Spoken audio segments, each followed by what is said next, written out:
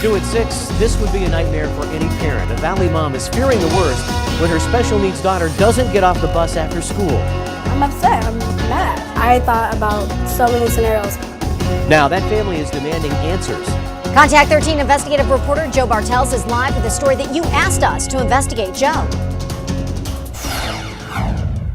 Yeah, Steve and Tricia, that girl relies on the bus like so many students here in the Valley to get to and from school. But last week, her bus was almost back to the barn when her cries alerted the bus driver she was still on it.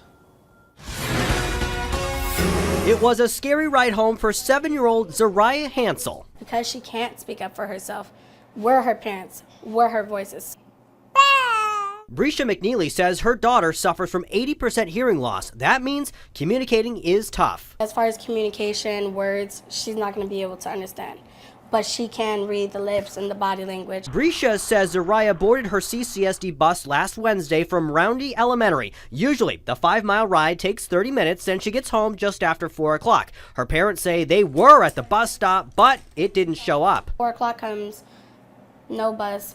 4:07 comes by, no bus. So about time, I said, okay, give it 15 minutes. Little Zariah had apparently dozed off on the bus. Panic set in for her parents because an hour and a half went by. Zariah came home after dark. He pretty much explained to me for about 15 minutes that he forgot that my daughter was on the bus.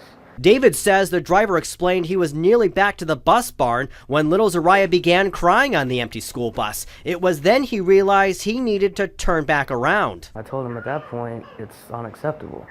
You're pretty much acknowledging the fact that you have no accountability for the students that are on your bus. Contact 13 asked CCSD about the transportation trouble. A spokesperson said, quote, after learning about the incident, a transportation investigator quickly reached out to the child's parents to talk with them to address any concerns.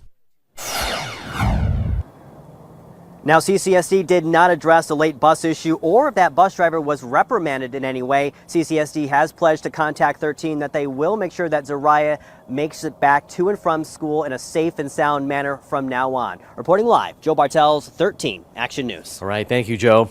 We looked into this after a viewer reached out to us. So as always, if you have a problem you want us to check out, all you have to do is send an email to 13investigates@ktnv.com, and please remember to include your name and phone number.